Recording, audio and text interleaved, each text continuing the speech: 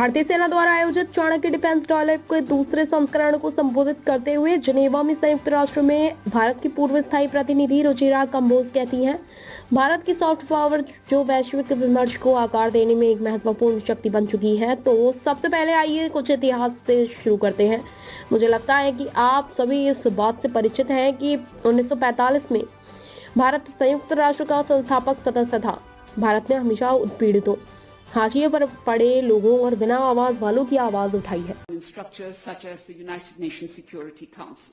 And finally, I will highlight India's soft power, which has become a significant force in shaping global discourse.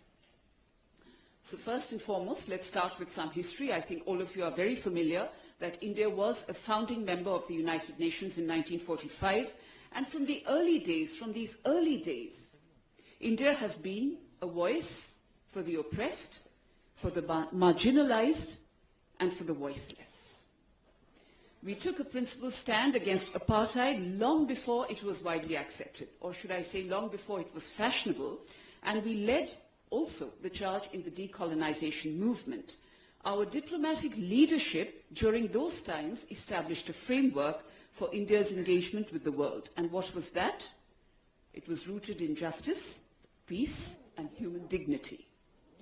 Many of you would recall here that India was the very first country to bring apartheid to the agenda of the United Nations, and we persisted until the system was dismantled in 1992. The agenda item, treatment of India in the Union of South Africa, was the agenda item that we brought to the United Nations, which set the stage for India's larger involvement in the anti-apartheid struggle in South Africa. Then our role in the United Nations Special Decolonization Committee was very crucial. We brought the issue to the forefront in the United Nations, and who can forget those of us who are familiar with the United Nations Resolution 1514 of the year 1960, the Declaration on the Granting of Independence to Colonial Countries and Peoples.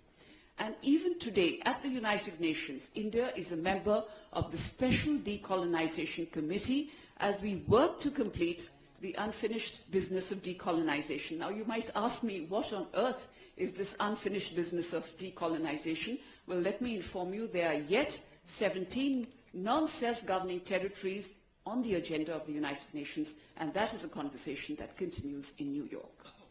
Now, the point I want to stress here, that India's approach to multilateralism has never, and I stress the word never, has never been about power politics. It has been about moral leadership and walking the talk. This remains unchanged till date. Our founding leaders recognized that